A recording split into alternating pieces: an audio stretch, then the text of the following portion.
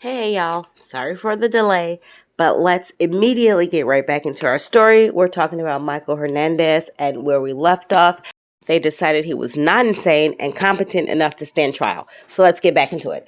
Another competency evaluation they did right before his trial, because they're really trying to push that insanity thing, showed that he has OCD, chronic depression, and another disorder, but nothing that would affect competency. So to trial he went. He attempted to present evidence that would show that he was insane at the time, but the jury straight rejected that plea. Probably because he fully planned the murder and then gleefully told the detective every detail about it. Oh, and also because they found a list of people he'd planned on killing in his room. So in September of 2008, 18-year-old Michael was convicted on both counts of first-degree murder and attempted first-degree murder. And in November of 2008, despite Michael's age, the judge imposed the maximum sentence of life in prison without the possibility of parole for what he did to Jaime, plus 30 years for the attempted murder of Andre. And he's locked away never to be seen or heard from again, right? Nope. After 8 years in prison, the Supreme Court ruled it was unlawful to automatically sentence a minor to life in prison with no parole. With this knowledge and hope in his heart, Michael appeals and his conviction gets overturned. And he gets a new trial. So yay for him, right? Well, he goes to trial. He puts on the waterworks and tells everyone how sorry he is and that he now understands what he did was wrong and all that such. I didn't say before, but during his initial interrogation, he said he didn't think what he'd done was wrong or bad. He knew that it was wrong, but he didn't think it was. So now he's expressing the fact that he knows that it's wrong. All of this is believable, right? He's been there for 8 years. He's an actual adult now. Surely he's learned empathy, even sympathy, something. Surely he's learned something. Well, the prosecution comes to this trial with a recording, a jailhouse phone call from Michael to his girlfriend.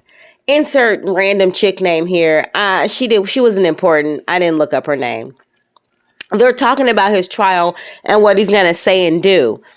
I can't for the life of me find any information on the phone call, and despite the fact that it took days for me to re-record this or to record this portion, I did not look it up in those days.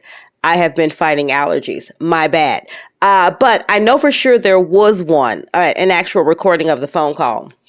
I learned about this case years ago, and if anyone knows a link or something to it, drop it in the comments for me because I'd love to hear it again just to giggle, and I really can't find it. But it was a call between him and his girlfriend, which basically was them talking about how he was going to get on the stand and pretend to cry. His horrible girlfriend, which is why I didn't spend any time looking up her name, jokes about what he can put in his eyes to make it look like he's crying. That's really why I want someone to drop the link, because I don't remember what she said. I think she said use eye drops or something. They giggle about this and they talk about his favorite serial killers. It's a really disgusting call, despite me asking you guys to drop the link. That is also why I need to find it. Anywho, I do like to make sure that I've gotten the information right. So again, if you do know the link to the phone call or to the attorney talking about the phone call, please drop it. It was an amazing moment during the trial. Michael's on the stand. He says something. I don't remember what it was because, again, I don't have the link. And the prosecuting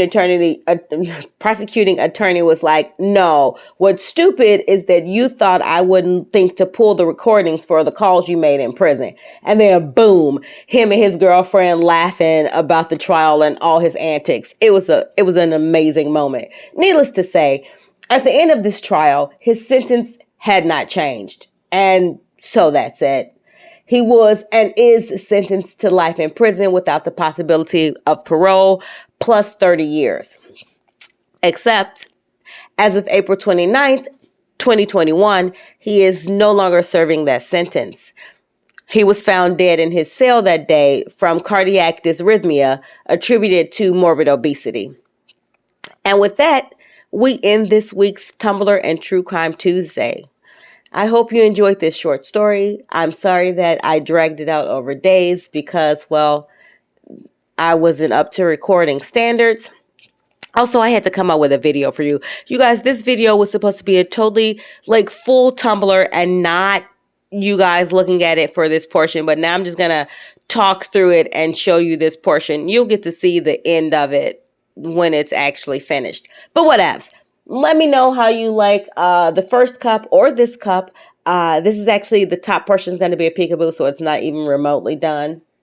As we established, I wasn't very sure how I liked the first idea, but you know, whatever. It glows in the dark. I love that. Um, Anywho, I'm gonna stop talking. You guys got about 10 more seconds of this video, so I'll see you next Tuesday. Ah, good grief, I just got that.